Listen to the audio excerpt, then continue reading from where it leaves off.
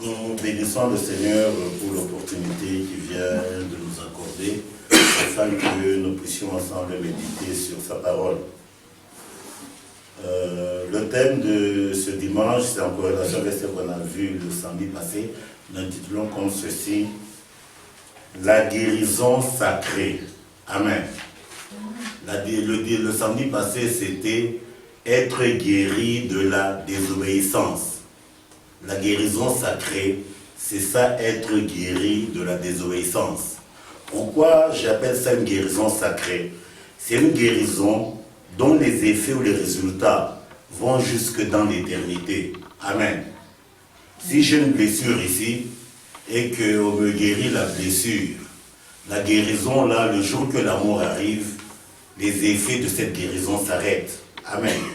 Donc la guérison sacrée, c'est une guérison dont les résultats vont jusque dans l'éternité, c'est-à-dire une guérison qui a la capacité de vaincre la mort. En dehors de la guérison sacrée ou de la guérison qu'on peut appeler de vanité ou profane que j'ai nommé ici, il y a ce qu'on appelle les guérisons illustrations. Amen. Ce que Christ a fait dans sa vie, c'était des guérisons illustrations pour illustrer la guérison sacrée. La guérison sacrée, c'est être guéri de notre désobéissance, de notre infidélité, ou en d'autres termes, être guéri du péché. Amen. Comme l'avions dit aujourd'hui, nous allons parler de la guérison sacrée. On va aller dans quelle dimension? On va aller dans la dimension être guéri d'une manière sacrée, c'est être guéri de l'identité terrestre. Amen.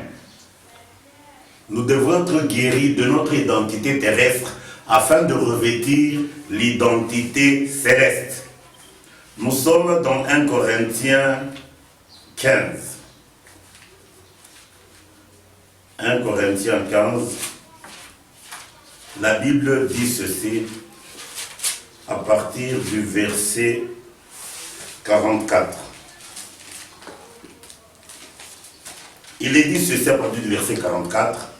Il est sémé corps animal et ressuscite corps spirituel.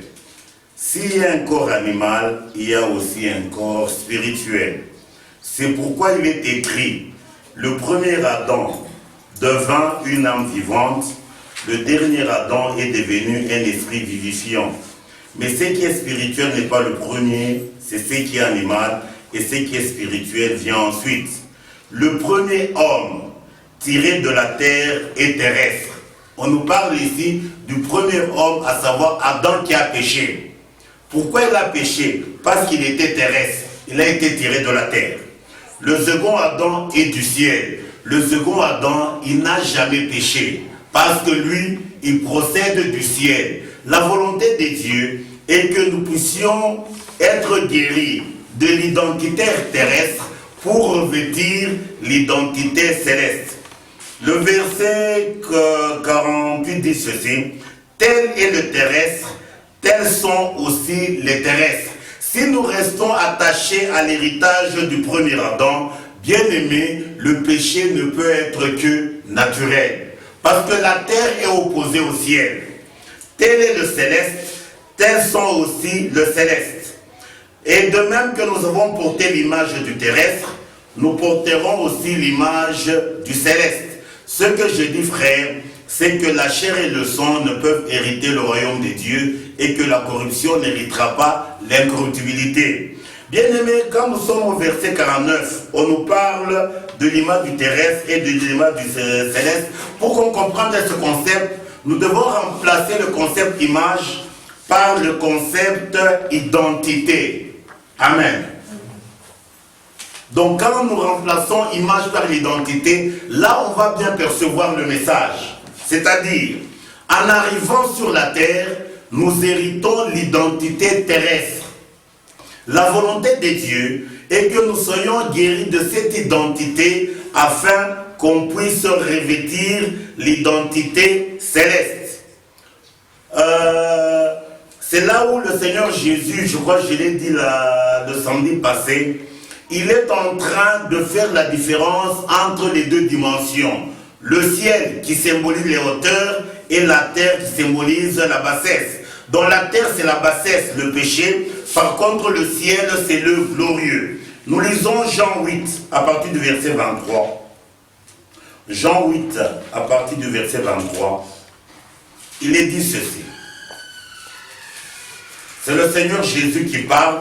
Il est en train de parler des deux dimensions, la terre et le ciel, c'est-à-dire les hauteurs et la bassesse. Nous lisons 23 à 29. La Bible déclare, et il leur dit, vous êtes d'en bas, moi je suis d'en haut. Vous êtes de ce monde, moi je ne suis pas de ce monde. C'est pourquoi je vous ai dit que vous mourrez dans vos péchés. Amen. Étant terrestre, on est lié à la mort. Amen. Parce que la terre, comme nous l'avions dit une fois là, la terre c'est deux concepts. La terreur et les enterrements. Amen. La terre sous laquelle nous vivons, elle a été faite pour engloutir les humains. Quand vous allez dans le livre des psaumes 90, où David, non pas David, c'est Moïse qui est en train de parler, il dit de la part de Dieu, il dit, fils de l'homme, retournez dans la poussière. Amen. Donc la terre, elle est là pour nous engloutir. Si nous sommes terrestres, c'est naturel qu'on soit engloutis. La volonté de Dieu est que nous cessions d'être terrestres, des terrestres, qu'on soit des célestes.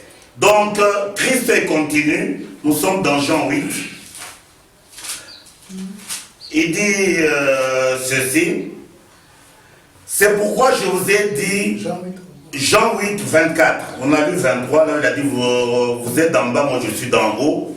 24, il dit, c'est pourquoi je vous ai dit que vous mourrez dans vos péchés, car si vous ne croyez pas ce que je suis, vous mourrez dans vos péchés. Qui es-tu? Leur dit-il. Jésus leur dit ce que je vous ai dit dès le commencement.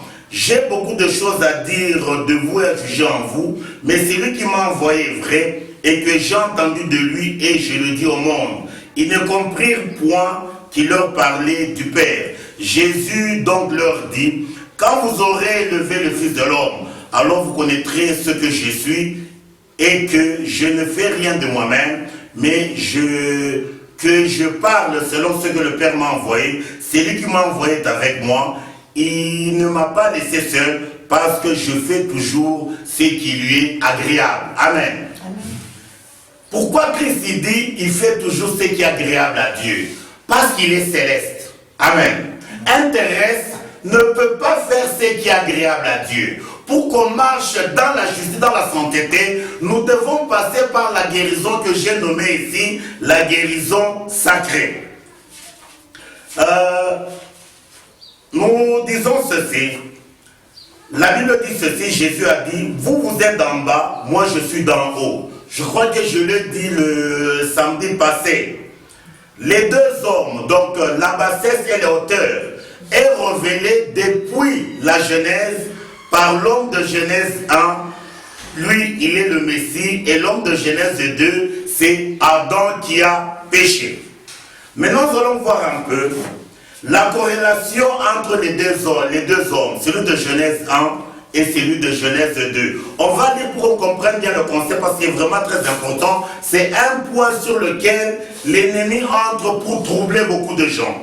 Beaucoup de gens disent, sans foi aux yeux, que tout homme est l'image de Dieu. Bien-aimé, quand vous regardez le mal qu'il y a dans ce monde, est-ce que ça révèle l'identité de Dieu? Impossibilité. Amen. Genèse 1, 26 et 29, nous lisons, pour qu'on comprenne bien le concept. Genèse 1, 26 à 29, la Bible déclare. Puis Dieu dit, faisons l'homme à notre image. Nous avions dit que l'image ici révèle l'identité de Dieu. Faisons l'homme à notre image, selon notre ressemblance, qui domine sur les poissons de la mer, sur les oiseaux du ciel, sur le bétail, sur toute la terre et sur tous les reptiles qui rampent sur la terre. Dieu créa l'homme à son image, il le créa à l'image de Dieu, il créa l'homme et la femme. 29. La Bible dit ceci, non, 31. Dieu vit que ce qu'il avait fait et voici cela était très bon. Bien-aimé, l'homme de Genèse 1, le point clé qui est stipulé là-bas, c'est l'identité des dieux. On a nommé ici l'image des dieux ou la ressemblance des dieux. Pourquoi le Saint-Esprit a préféré rentrer sur les deux concepts, l'image et la ressemblance? C'est pour insister sur ce qu'on appelle la redondance. C'est pour ça que quand vous voyez même dans le discours de Christ, quand il parlait, il disait toujours en vérité, je vous le dis. Par contre, quand nous allons dans Genèse 2, à partir du verset 7, l'Écriture déclare. Quand nous sommes dans Genèse 1, vous allez vous rendre compte que la poussière n'intervient pas dans ce qui est dit dans Genèse 1. Amen. Par contre, dans Genèse 2, il est dit ceci. L'Éternel Dieu forma l'homme de la poussière de la terre. Il souffla dans ses narines un souffle de vie et l'homme devient un être vivant. Dans ce verset, nulle part où Dieu intervient le concept, son image ou sa ressemblance. Mais le point clé qui entre ici, c'est la poussière. Amen. Par contre, dans Genèse 1, le point clé, c'est la ressemblance ou l'image des dieux. Et là, il n'y a pas de poussière. Donc, quand les gens disent que les deux hommes sont identiques, je pose toujours la question. Ils lisent quelle Bible? Amen. Et quand vous regardez très bien, et la conclusion de ce texte, dans de Genèse 2, sur cet homme, il est dit, il n'est pas bon que l'homme soit seul. Par contre, celui de Genèse 1, quand la conclusion c'est que ce que Dieu avait fait était très bon. Amen. Mais je ne sais pas.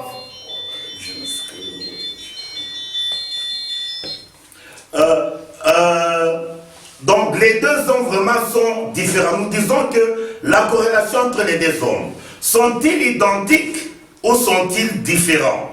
La Bible dit ceci, le point que nous allons un peu nous attarder, qu'est-ce que c'est que l'image des dieux ou qu'est-ce que c'est que l'identité des dieux? Amen. Tellement que l'homme est léger, on croit que l'image des dieux, c'est ce qu'on voit sur la rue. Amen. On va aller dans Colossiens. Donc bien, on commence d'abord par Hébreux. Hébreux chapitre 1er, du premier verset jusqu'au verset 12. Écoutez ce que l'Écriture déclare. Hébreux chapitre 1er, à partir du premier verset jusqu'au verset 12, il est dit ceci. Après avoir autrefois, à plusieurs reprises et de plusieurs manières, parlé à nos pères par les prophètes, Dieu dans ces derniers temps nous a parlé par le Fils, qu'il a établi héritier de toutes choses et par lequel il a aussi créé le monde. Le verset 3. Et qui est le reflet de sa gloire et l'empreinte de sa personne. Donc c'est Christ qui est le reflet de la gloire des dieux ou l'empreinte de la personne des dieux. Pour dire, c'est Christ qui est l'image des dieux, qui est la ressemblance des dieux, ou en d'autres termes, l'identité des dieux. Il dit, qui est le reflet de sa gloire et l'empreinte de sa personne, et soutenant toutes choses par sa parole puissante, a fait la purification des péchés, et s'est assis à la droite de la majesté divine dans les lieux très hauts, devenant d'autant plus supérieur aux anges qu'il a hérité des noms plus excellents que le leur. Car auquel des anges Dieu a-t-il dit, tu es mon fils, je t'ai engendré aujourd'hui. On va un peu s'arrêter ici. Bien aimé, il n'y a que Jésus seul qui est le Fils des dieux. Tout celui qui peut s'approcher des dieux, nous devenons fils des dieux par adoption, en passant par Christ. Je ne sais pas si tu comprends. Pour qu'on comprenne un peu le concept d'être adopté, quand vous prenez par exemple quelqu'un, une famille nantie, où il y a des enfants, mais le père de la famille juge bon de récupérer un vagabond. Il y a une différence entre le vagabond qui a été adopté et les fils nés dans la maison. Donc il n'y a que Christ seul qui est le Fils unique des dieux. Tout celui qui devient enfant des dieux, c'est par adoption en passant par Christ. Et si nous devenons l'unique voie pour devenir enfant de Dieu par adoption, bien aimé, un enfant adopté, il a une grande gratitude à l'égard du Père qui l'a adopté. Parce qu'à chaque instant, il se rappelle de là où il était. Amen. Donc, l'unique Fils de Dieu, c'est Christ. Nous tous, c'est par adoption. C'est très important, il faut que les gens comprennent. Quand quelqu'un sait que c'est par adoption qu'il a été admis, bien aimé, le comportement sera conséquent. Il dit ceci: je t'ai engendré aujourd'hui, et encore, je serai pour lui un père, il sera pour moi un fils. Et lorsqu'il est introduit de nouveau dans le monde, le premier-né, il dit que tous les anges de Dieu l'adorent. De plus, il dit aux anges, c'est lui qui fait de ses anges des vents et de ses serviteurs une flamme de feu. Mais il a dit au Fils, ton trône, ô Dieu, est éternel, le spectre de ton règne est un spectre d'équité, tu as aimé la justice et tu as eu l'iniquité, c'est pourquoi, ô Dieu, ton Dieu t'a oint d'une huile au-dessus de tous tes égaux. Donc nous voyons ici que la caractéristique de l'image de Dieu, c'est que le trône, il est éternel, c'est-à-dire le concept de l'éternité, et les deux éléments qui vont ensemble, c'est l'équité et la justice. Amen. C'est ça l'image de Dieu. Maintenant, quand nous devenons maintenant enfants de Dieu, c'est pour que nous puissions quitter la brièveté afin qu'on ait la pérennité de vie. Amen. Donc c'est ça qui continue au verset 10. Et encore toi, Seigneur, tu as au commencement fondé la terre, et les cieux sont l'ouvrage de tes mains, ils périront. Donc tous ceux qui ne vont pas croire au Seigneur, ils vont périr. Mais lui, le Seigneur, il subsiste, mais tous les humains, ils vont vieillir, mais le Seigneur, lui, il reste le même, hier, aujourd'hui et éternellement. Donc nous voyons ici que l'image de Dieu, ou l'identité de Dieu, c'est le Seigneur Jésus. Et l'apôtre Paul rentre sur ce concept quand nous allons dans Colossiens chapitre 1er, nous lisons du verset 12 au verset 14. Colossiens chapitre 1er, 12 à 14, la Bible déclare: rendez grâce au Père qui vous a rendu capable d'avoir part à l'héritage des saints dans la lumière, qui nous a délivrés de la puissance des ténèbres et nous a transportés dans le royaume du Fils de son amour, en qui nous avons la rédemption, la rémission des péchés. 15. Il est l'image du Dieu invisible, le premier-né de toute la création. Bien aimé, l'Écriture stipule ici très bien que c'est Christ qui est l'image du Dieu invisible. C'est pour ça que nous allons lire encore un autre texte qui révèle le concept de l'obéissance de Christ. Nous sommes dans Hébreux 10, le verset 5. Hébreux 10. Le verset 5, la Bible stipule. Hébreux 10, le verset 5, la Bible déclare: c'est pourquoi Christ, entrant dans le monde, dit, tu n'as voulu ni sacrifice ni offrande, mais tu m'as formé un corps. L'unique corps capable de marcher dans l'obéissance à Dieu, c'est le corps de Christ. Pour qu'on soit obéissant, nous devons fuir nos corps terrestres qui sont les corps de la désobéissance pour nous retrouver en Christ. Et ce n'est que dans ces dimensions qu'on peut obéir à Dieu. Il dit, tu n'as voulu ni sacrifier, tu n'as créé ni holocauste, ni sacrifice pour le péché.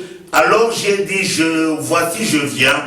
Dans le rouleau du livre, il est question de moi pour faire, ô Dieu, ta volonté. Donc il n'y a que le corps de Christ, c'est-à-dire ce qui est céleste, qui est en mesure d'accomplir la volonté de Dieu. Pour que nous soyons aussi en mesure d'accomplir cette volonté, nous devons passer par ce que j'ai appelé la guérison sacrée, le passage du terrestre au terrestre. Nous sommes toujours au concept de l'identité ou l'image de Dieu. Ce concept est encore bien révélé dans Jean. Nous lisons le livre de Jean, l'évangile de Jean, le chapitre 1er, du premier verset au verset 3.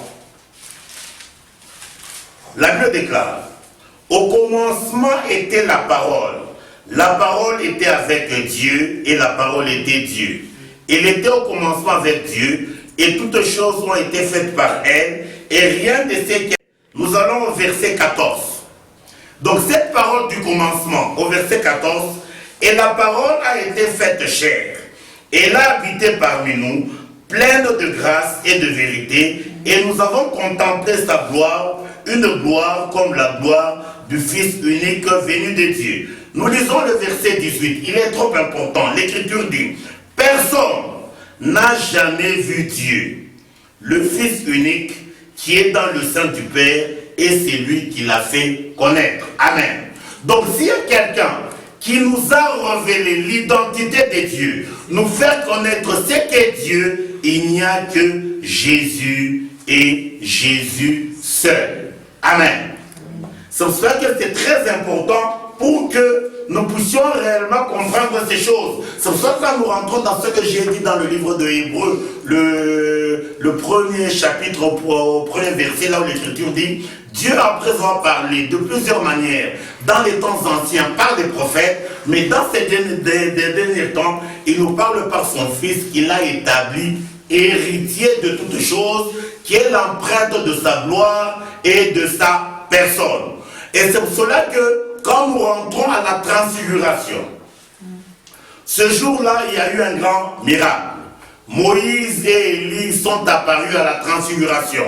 Et Pierre, selon son intellect, il voulait qu'on construise 3 tentes. Une tente pour Christ, une pour Moïse et une pour Élie. Donc Pierre, il voulait mettre les 3 personnages au même niveau. À l'instant même, le ciel a décidé à ce que Élie et Moïse disparaissent. Christ est resté seul et une voix s'est fait entendre du ciel qui a dit ceci, celui-ci est mon fils bien-aimé, écoutez-le.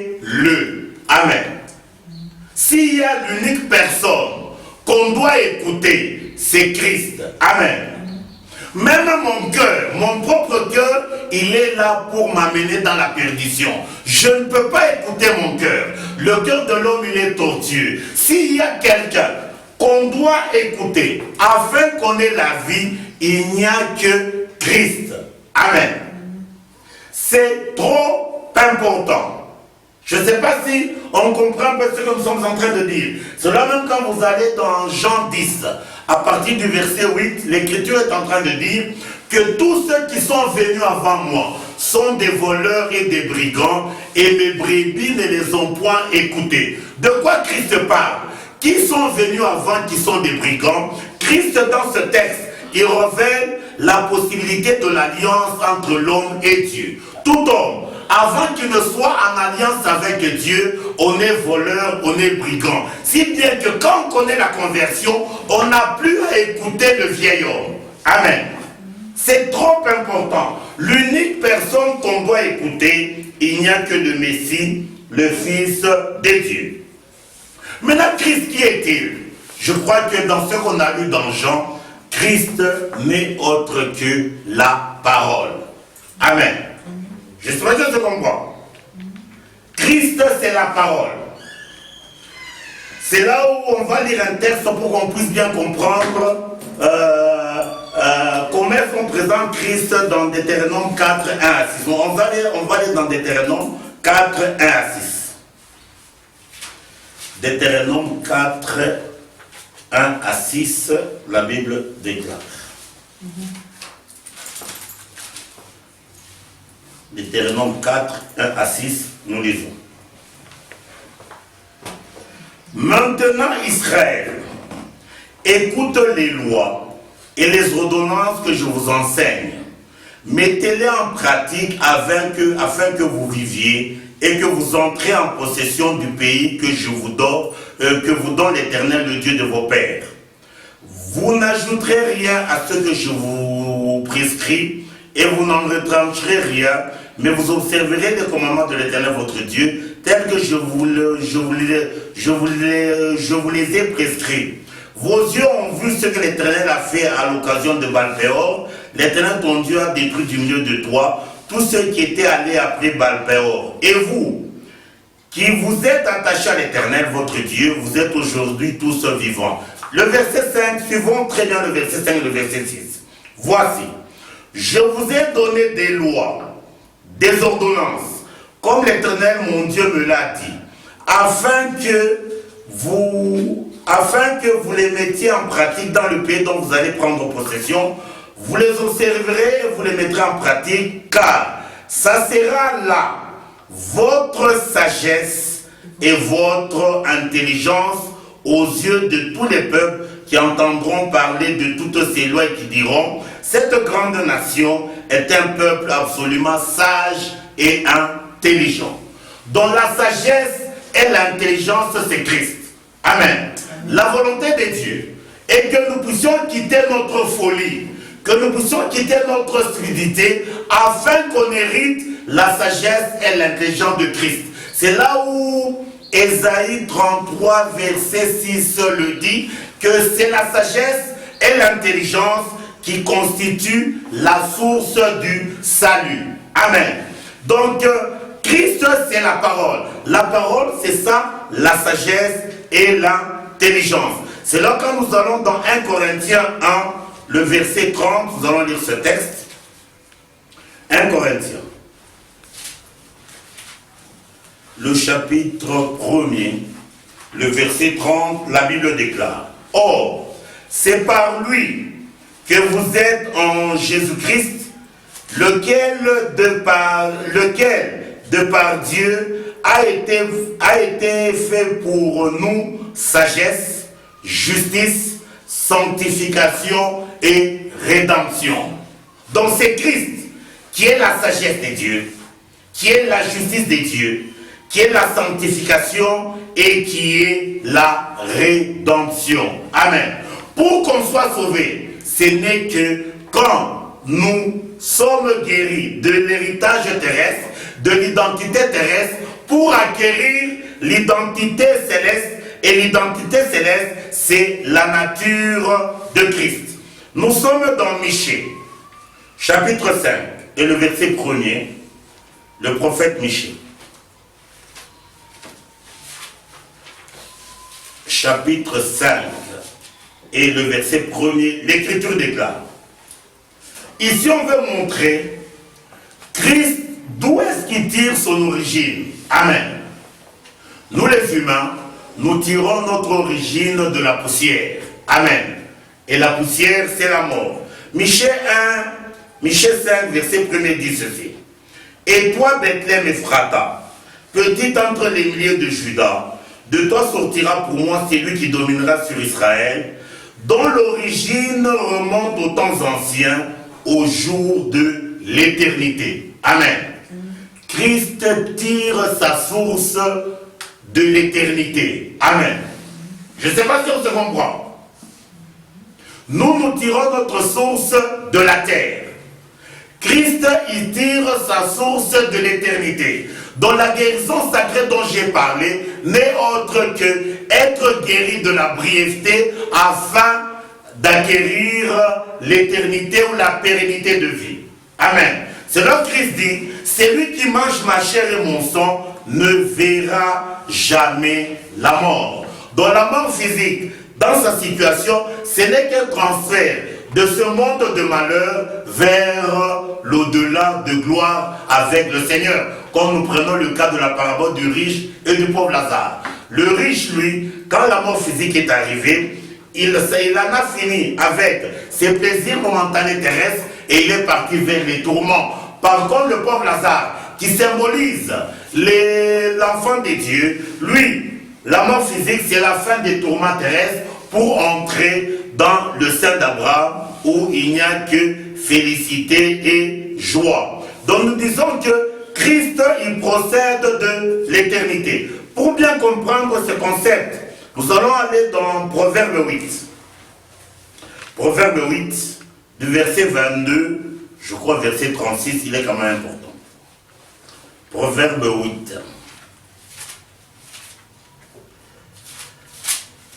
Proverbe 8, 20, à partir du verset 22. Écoutez ce que l'Écriture dit. Ici, on parle de la sagesse qui révèle Christ. L'Écriture déclare: L'Éternel m'a créé la première de ses œuvres. avant ses œuvres les plus anciennes. J'ai été établi depuis l'éternité, dès le commencement avant l'origine de la terre. Je fus enfanté quand il n'y avait point d'abîme, point de source chargée d'eau. Avant que les montagnes soient affermies, avant que les collines existent, je fus enfanté.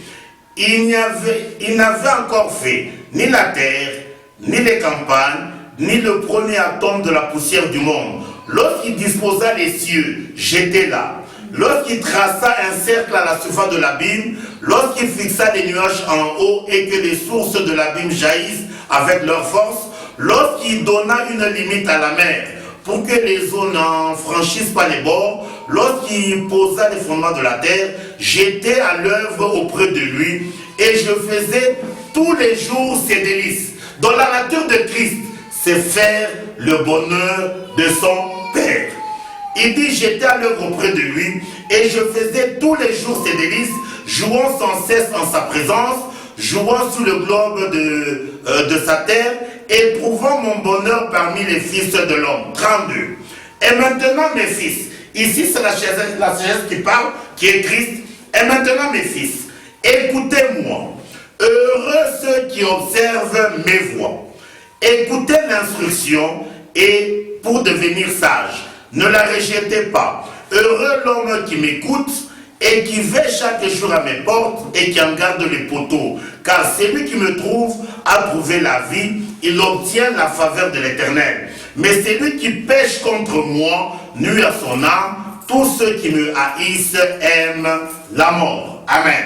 Donc s'il y a quelqu'un que nous devons aimer, auquel nous devons nous attacher au-dessus de toutes choses, c'est le Fils de Dieu, à savoir Christ. C'est là où Jean conclut ce concept. Dans une de ses épîtres, nous sommes dans 1er Jean, le chapitre 1er, à partir du 1er verset. Nous lisons, c'est un texte quand même important. Nous sommes dans 1 Jean. 1 Jean, le chapitre 1er, du 1er verset au verset 9, nous lisons la parole. C'est trop important. L'Écriture déclare: ce qui a été dès le commencement, ce que nous avons entendu et ce que nous avons vu de nos yeux, ce que nous avons contemplé et que nos mains ont touché concernant la parole de vie. Jean ici, l'apôtre Jean, il parle de quoi? Ce qui a été dès le commencement depuis l'éternité, ce qu'il avait entendu parlant de leur père les patriarches, ce que ses yeux ont vu. L'apôtre Jean a vu Christ. Il dit ce qu'il a contemplé et ce que ses mains ont touché concernant la parole de vie, car la vie a été manifestée et nous l'avons vue et nous lui rendons témoignage et nous vous annonçons la vie éternelle qui était auprès du Père et qui nous a été manifestée. Ce que nous avons vu, entendu, nous vous l'annonçons à vous aussi, afin que vous aussi, vous soyez en communion avec nous. Or, notre communion est avec le Père, avec son Fils Jésus-Christ, et nous écrivons ces choses afin que notre joie soit parfaite. La nouvelle que nous avons apprise de lui et que nous vous annonçons, c'est que Dieu est lumière et qu'il n'y a point en lui de ténèbres. Si nous disons que nous sommes en communion avec lui et que nous marchons dans les ténèbres, nous mentons et nous ne pratiquons pas la vérité. Mais si nous marchons dans la lumière, comme il est lui-même dans la lumière, nous sommes mutuellement en communion et le sang de Jésus, son Fils, nous purifie de tout péché. Si nous disons que nous n'avons pas de péché, nous nous séduisons nous-mêmes et la vérité n'est pas dedans de nous. De quoi on parle ici? C'est ce que nous disons toujours. Tous nous sommes nés dans le péché. C'est Jésus, quand nous croyons en lui, qui vient nous racheter du péché afin qu'il nous donne son identité. Et le verset 9 continue, dit ceci: si nous confessons nos péchés, il est fidèle et juste pour nous les pardonner et pour nous purifier de toute iniquité. Donc nous voyons ici que la vie qui était auprès de Père, le Père a transmis cette vie en son Fils, afin que nous, par adoption, nous ayons cette vie. Donc nous disons que ce que Dieu est, son image ou son identité, c'est l'homme intelligence ou l'homme sagesse, à savoir Christ. Amen. C'est là que nous rentrons dans Romains 11, 32, ce qu'on a dit le samedi passé, il est dit ceci: Dieu a renfermé tous les hommes dans la désobéissance. La désobéissance, c'est quoi? Le corps dans lequel nous habitons. Amen.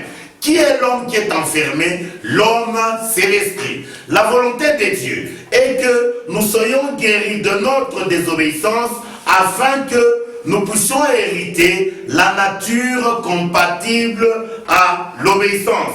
Dans le texte ici de Romains 11, 32, c'est le même texte avec Genèse 2, verset 17, où la Bible dit, Dieu a pris la poussière et il a soufflé dedans. Le souffle qu'il a soufflé, c'est ça l'image de notre esprit. La poussière, c'est ça ce corps. Tant que notre esprit va trouver plaisir de rester dans ce corps de poussière, bien aimé, nous sommes dans la mort. La volonté de Dieu est que nous puissions jouir de la guérison de Dieu, c'est-à-dire être guéris de l'identité terrestre afin de revêtir l'identité céleste. Et le concept de cette guérison est révélé dans les psaumes 113. On va lire les psaumes 113, 7 à 8. Psaume 113, 7 à 8, c'est un psaume qu'on connaît bien, mais souvent on le prend dans un autre concept. Psaume 113, 7 à 8, la Bible déclare: de la poussière, il retire le pauvre. Bien aimé, le pauvre dont il s'agit ici, c'est notre esprit par lui-même. Il n'a pas les capacités de s'extirper de la poussière qui nous enveloppe. Du fumier, il retire l'indigent, c'est le même concept. Pour les faire asseoir avec les grands de son peuple. Qui sont les grands dont la Bible parle ici? Bien aimé, les grands dont la Bible parle ici, ça n'a rien à voir avec les grands sur le plan humain. Les grands dont l'Écriture parle, c'est le concept qui revêt ceux qui ont eu l'éternité avec le Seigneur, comme les Abraham. Comme la Bible le dit, Dieu n'est pas le Dieu des morts, mais il est le Dieu des vivants. Donc la guérison, bien aimé, c'est quand notre esprit s'extirpe de la poussière, quand notre esprit s'extirpe du fumier. Le fumier, c'est quoi? C'est l'herbe. Selon l'Écriture le dit, toute chair est comme l'herbe. Or, Dieu, c'est un feu dévorant. Si nous sommes attachés à l'herbe, bien aimé, on ne peut être que être consumé. La volonté de Dieu est que nous soyons guéris de l'état d'être herbe afin que nous soyons des pierres vivantes. Pour devenir une pierre vivante, ce n'est que quand nous nous approchons de lui, Christ, qui est la pierre vivante. Le même concept ici de la guérison, c'est ce qui est stipulé par un concept qui n'est pas très bien dit dans ce qui souvent se raconte, c'est le concept de Anne et Pénine. Amen. Ces deux femmes, Anne et Pénine, ils étaient dans un mariage, si on peut appeler entre guillemets, de polygamie. Amen. Ce mariage, c'est une illustration. Amen. Ce n'est pas un concept pour autoriser aux gens d'être polygames comme certaines personnes le prétendent. Amen. Qui est Anne, qui est Pénine? Anne, qui a été rendue stérile par Dieu, révèle notre esprit. Amen. Quand nous arrivons sur la terre, l'esprit est stérile. Qu'est-ce qui enfante? C'est la chair qui enfante. Les enfants, de quoi il s'agit? Le péché. Amen. On ne fournit pas un effort pour pécher. Amen. Ça vient comme ça. C'est ça le concept de Pénine. Donc Pénine se moquant de Anne. C'est ça le concept de la chair qui est là pour se moquer de l'esprit, pour tuer l'esprit. Amen. La volonté de Dieu est que Pénine soit stérile et que Anne puisse enfanter. Amen. C'est pour cela que Anne n'a eu qu'un seul enfant, à savoir Samuel. Mais dans le discours spirituel, on dit que Anne a enfanté 7 fois. Donc l'enfantement là de Samuel, c'est un enfantement qui revêt le quoi? L'enfantement de la perfection de Dieu. Amen. J'espère que ça se comprend. Donc les deux concepts La stérilité de Anne et la fertilité de Pénine, c'est une illustration qui révèle, Pénine révèle la chair, qui enfante naturellement. Stérile par rapport au péché, mais que nous puissions enfanter les œuvres de l'esprit. Amen. Je ne sais pas si on comprend un peu le concept. Ça n'a rien à voir avec la fertilité de la maternité, c'est qui sort de Anne. C'est un concept qui concerne tout un chacun de nous. Donc quand nous arrivons sur la terre, la chair a déjà bloqué l'esprit. La chair piétine l'esprit. Amen. La volonté de Dieu est que ce qui était piétiné soit relevé à ce que ça puisse dompter la chair. Je ne sais pas si on comprend un peu le concept. C'est vrai que quand nous rentrons à ce que j'ai dit l'autre fois, c'est le Seigneur Jésus qui est en train de donner les qualificatifs des deux concepts, la terre et le ciel. Nous sommes dans Matthieu 5, là où il dit « Ne jurez jamais par le ciel, c'est le trône de Dieu. Ne jurez jamais par la terre, c'est le marchepied. » Ça, on l'a dit le samedi passé, mais un concept là, on n'a pas donné les détails. Il a dit « Et ne jurez jamais par Jérusalem, car c'est la ville du grand roi. » Donc Jérusalem dont il s'agit là, c'est le concept qui révèle l'esprit de tout un chacun. Quand vous rentrez dans l'historique d'Israël, Jérusalem, avant qu'il ne soit juif, il était d'abord jébusien, c'est-à-dire le nom primitif de Jérusalem, c'est Jébus. Jébus veut dire quoi? C'est qui est foulé aux pieds. Amen. Donc ça révèle quoi? Donc quand nous arrivons sur la terre, notre esprit est foulé aux pieds par la chair. La volonté de Dieu est que ce qui n'était d'aucune valeur, à savoir notre esprit, Dieu il veut racheter l'esprit afin qu'il en fasse sa demeure. Amen. Donc le point clé dans l'homme, c'est l'esprit. Selon l'Écriture dit, pour l'amour de Jérusalem, pour l'amour de Sion, je ne me tairai point. Amen. Selon même les psaumes 137 dit, si je t'oublie au Jérusalem, que ma droite m'oublie. Donc quand nous regardons le concept de Pénine et de Anne, c'est comme l'avions dit, c'est le concept qui révèle l'esprit et la chair. D'où la nécessité vitale ou cruciale de la véritable guérison par le Messie, qui est la parole. Dans la parole, quel est son rôle? C'est amener le divorce entre mon esprit et le vieil homme, afin que mon esprit soit épousé par le Messie au-dedans de qui il y a la vie. Amen. C'est là quand vous rentrez dans Matthieu 10, on peut lire Matthieu 10, il est quand même très important. Matthieu 10, 34 à 36. Matthieu 10, 34 à 36, l'Écriture déclare. Ne croyez pas que je sois venu apporter la paix sur la terre. Je ne suis pas venu apporter la paix, mais l'épée. Car je suis venu mettre la division entre l'homme et son père, entre la fille et sa mère, entre la belle-fille et la belle-mère, et l'homme aura pour ennemi les gens de sa maison. Bien-aimé, ce n'est pas un discours quant à la lettre que le Seigneur donne ici, c'est un discours spirituel. C'est-à-dire, Christ n'est pas venu mettre la paix entre mon esprit et ma chair et mon sang. Amen.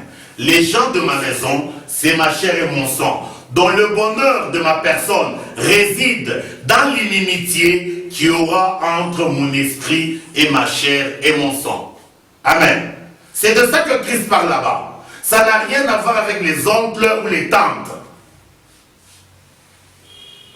Donc l'inimitié que Christ est venu amener, c'est l'inimitié entre l'esprit qui procède du ciel avec les éléments qui procèdent de la terre. Et quand les éléments dont les origines sont différents sont ensemble, c'est ça la perdition de l'homme. Nous lisons encore un autre texte avant de terminer.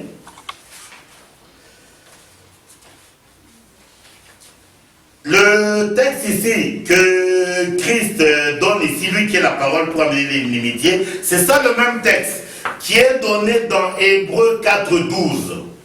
Hébreux 4.12 dit ceci. La parole de Dieu est une épée plus tranchante qu'une épée quelconque à deux tranchants, pénétrante et efficace pour séparer âme et esprit, jointure et moelle. Elle juge les pensées et les sentiments du cœur. Donc le rôle de la parole, c'est pour juger les pensées de nos cœurs tortueux et les sentiments de nos cœurs, afin que nous puissions nous en débarrasser, pour que nous puissions épouser les pensées du Seigneur et les sentiments du Seigneur.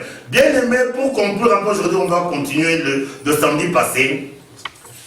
La maladie de l'homme. La maladie de l'homme, c'est le péché. Amen.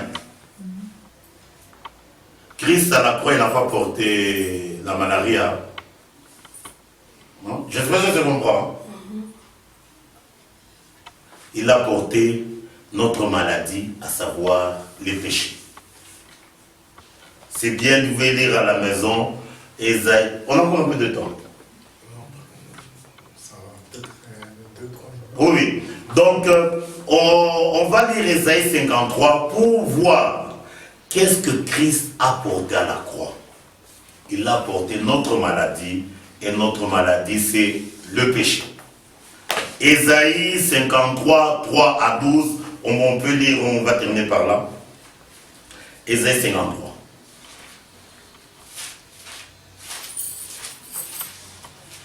Ésaïe 53, 3 à 12, il est dit ceci.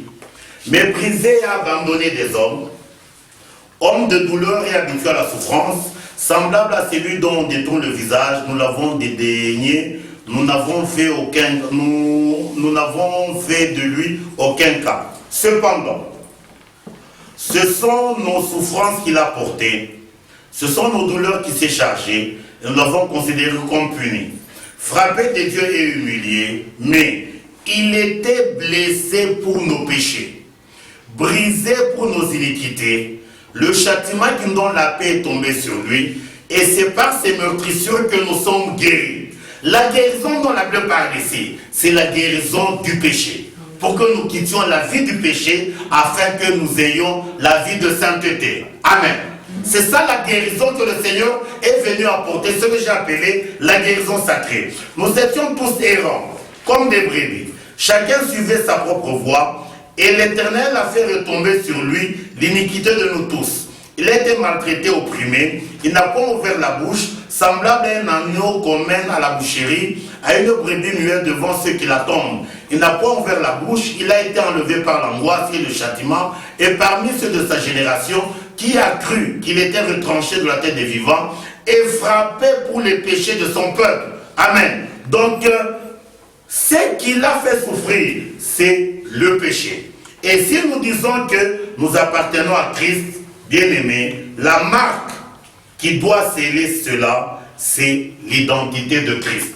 Et l'identité de Christ, c'est l'absence du péché. Par contre, l'identité de la terre, c'est ça, le péché. Donc la guérison sacrée, c'est que nous devons être décapés de l'identité terrestre pour revêtir l'identité céleste. Bien-aimé, que Dieu nous soutienne.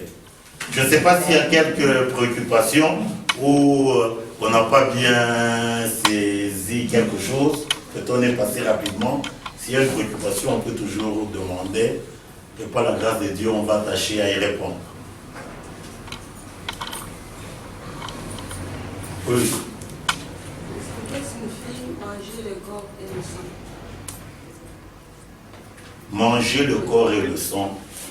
Pourquoi? Je vais expliquer très bien. Vous voyez un peu ce qu'il y a ici. Je peux manger ça. Manger veut dire la communion. C'est-à-dire, quand on est païen, mon esprit mange ma chair qui est la mort et mon sang qui est la mort. Quand on devient enfant de Dieu, on ne peut plus manger la chair qui est la mort et le sang qui est la mort. Maintenant, mon esprit doit manger la chair et le sang de Christ qui est la vie. C'est là où Ecclésiaste dit, l'insensé croise ses mains et mange sa propre chair. Donc, la nourriture qui nous donne la vie, c'est la chair de Christ. Le breuvage qui nous donne la vie, c'est le sang de Christ. La chair de Christ est opposée de ma chair. Et le sang de Christ est opposé à mon sang. Donc, dans un discours spirituel, je crois que c'est dans Ésaïe, je crois 64, le Seigneur appelle notre corps le corps de porc ou le corps de souris. Amen. La volonté de Dieu est que nous puissions manger seulement l'agneau des dieux. L'agneau de Dieu, c'est quoi? C'est sa parole, c'est-à-dire ses pensées et ses sentiments. C'est-à-dire qu'il faut que notre esprit soit en communion permanente avec les pensées du Seigneur et les sentiments du Seigneur. L'opposé de ça, c'est mon esprit qui est en communion avec mes propres pensées et mes propres sentiments. Donc pour que je ne peux pas manger les deux, je ne peux pas manger mon corps et manger le corps de Christ. On ne se mélange pas. Pour manger le corps de Christ, je dois d'abord divorcer avec la première nourriture. Donc la première nourriture, mes propres pensées et mes propres sentiments. Donc manger, c'est la communion. C'est pour ça que Christ l'a dit quelque part, quand les disciples sont venus, quand Christ était en train de parler avec la Samaritaine, ils ont invité Christ pour qu'il mange. Christ a dit, j'ai mangé une nourriture que vous ne connaissez pas. Ma nourriture est de faire la volonté de mon Père. C'est-à-dire, c'est Christ qui revêt la communion parfaite entre lui et la volonté de Dieu, entre lui et l'œuvre de Dieu. Manger, c'est la communion. C'est pour ça que même Christ le dit dans une autre mesure, quand vous rentrez dans l'Apocalypse, il dit ceci, puisque tu n'es ni chaud ni froid, je te vomirai de ma bouche. Être sauvé, c'est entrer en communion avec Christ pour l'éternité. Être perdu, c'est être vomi de la bouche de Christ. Donc manger, c'est la communion. C'est pour ça qu'on a toujours dit, le discours biblique, il est spirituel. Quand je rentre à la maison, on me présente un repas qui n'est pas bon. Je peux manger, s'il est incompatible avec mon être, je vais vomir. Je ne peux jamais manger les assiettes. Hein? Donc il n'y a que la nourriture et le breuvage. Donc manger ou boire veut dire la communion. Quand il dit, c'est lui qui mange ma chair et boit mon sang. Le destinataire de ce message, c'est notre esprit. Ce n'est pas notre chair et notre sang. Les paroles du Seigneur, elles sont esprit et vie. Elles sont adressées à l'esprit. Elles ne sont pas adressées à l'ennemi de Dieu qui est la chair et le sang. C'est là où il y a le grand problème. Beaucoup de gens présentent leur chair et leur sang afin que Dieu les instruise. C'est une impossibilité. Dieu n'instruit que l'esprit. Il n'y a que les... Donc Dieu n'instruit que l'élément qui procède de lui. Ma chair et mon sang procèdent de mes parents biologiques et eux du premier Adam, de la poussière. Donc Dieu ne peut jamais instruire la chair. Il instruit l'esprit. Même quand l'Écriture dit, la foi vient de ce que l'on entend. Bien aimé, ce que l'on entend, on ne l'entend pas avec cette oreille. C'est avec l'oreille circoncise. Mais beaucoup de gens croient que c'est cette oreille. Je ne sais pas s'il y a une autre question. C'est pourquoi la parole dit la lettre tue. L'esprit vivifie. Donc si je prends le discours de la Bible, quant à la lettre, c'est le sida, ça me tue. Je dois comprendre quel est le message de Dieu adressé à mon esprit. Et c'est pourquoi la parole de la Bible s'adresse aux saints et fidèles. Oui, Seigneur Jésus. oui. C'est l'esprit. C'est pour ça qu'on dit, je crois qu'on l'a lu, le premier Adam est devenu une âme vivante. Le second Adam, c'est un esprit vivifiant. Donc il vient donner la vie à nos esprits qui étaient morts par notre poussière. Et c'est pourquoi beaucoup de païens disent il n'y a pas de saint. C'est-à-dire l'esprit est toujours en prison. Oh oui. C'est-à-dire tout le monde, l'esprit n'est pas libéré. Parce que c'est l'esprit qui est saint. De même le concept d'être saint, c'est être séparé. C'est-à-dire, je dois me séparer. C'est ce que Paul dit, je traite mon corps durement. C'est-à-dire le corps de la désobéissance. Je dois l'enfermer dans la prison. De peur que moi-même, après avoir prêché à plusieurs, je sois rejeté. Donc notre corps, c'est lui le rebelle, c'est lui le moqueur. Il est là pour se moquer de Dieu. Mon œil ici ne saura jamais voir Dieu. Mon œil ici, c'est voir des choses pour nuire à mon esprit. Maintenant, si je veux être enfant de Dieu, je ne peux plus être conduit par l'œil, je dois être conduit par la foi. La foi, c'est le contraire de l'œil. L'œil est là, c'est pour amener les convoitises. Maintenant, nous devons discipliner notre œil. Entre l'œil et le cœur, il faut qu'il y ait la muraille, et la muraille, c'est la parole. Tout est clair, mais c'est l'homme qui est distrait. J'espère que nous comprenons un peu. Je pense que la parole de Dieu nous amène à beaucoup d'humilité. Parce que ce qui change ma vie, c'est ce que je comprends. Tant que je ne comprends pas que l'homme est esprit, je ne peux pas donner gloire aux choses célestes. Si je comprends que l'homme est matière, je donne une chose, gloire aux choses terrestres. Mais quand je comprends que je suis l'esprit qui est éternel, la chair n'est que poussière qui va aller dans les immondices qu'on appelle cimetière, bon, j'ai fait un effort pour être céleste. Je demande à mon Dieu de m'ouvrir les yeux spirituels. Mais tant que je n'ai pas encore compris, mes bien-aimés, même quand on appelle les gens pour écouter ce message, vous n'allez pas le comprendre. Je vous dis sincèrement, moi je ne l'ai pas compris d'un coup. C'est petit à petit que Dieu te donne la révélation quand il voit que tu as soif de comprendre. C'est petit à petit. La révélation est progressive. Elle ne vient pas, paf, comme ça, tu comprends. Non, il faut quand même que Dieu voit ta sincérité. Comment tu es sincère. Sincère dans la recherche. Mais si tu n'es pas sincère, mes bien-aimés, Dieu ne va rien te donner. Parce que Dieu ne peut pas donner à la chair qui va se glorifier, d'ailleurs qui va se moquer de la parole de Dieu. C'est pourquoi vous allez voir partout on se moque de Dieu. Dieu n'existe pas. Dieu c'est la chair qui se moque. Mais tu vas voir directement les gens qui disent Dieu n'existe pas. Mais ils se mettent à genoux devant les images taillées. Il vous dit en public ici, oh Dieu n'existe pas. Mais la nuit il est à genoux devant les images taillées.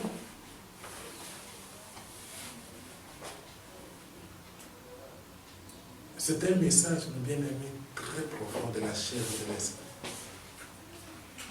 Et de la puissance de la parole de Dieu pour nous séparer de la chair. L'ennemi, nous devons beaucoup prier. Notre ennemi, ce n'est pas le sorcier comme l'ancien le répète toujours. Ce n'est pas le sorcier du quartier. Ce n'est pas le sorcier de Shekinah. Parce que moi, quand je regarde un sorcier, c'est la personne, si on me dit que tel est sorcier, j'ai pitié réellement. C'est lui qui est en communion avec la mort. Mais il se dit, je suis grand parce que je peux étrangler, je peux faire ceci. Il est en communion avec la communion permanente avec la mort. Il ne verra jamais l'éternité. Il ne verra jamais le bonheur.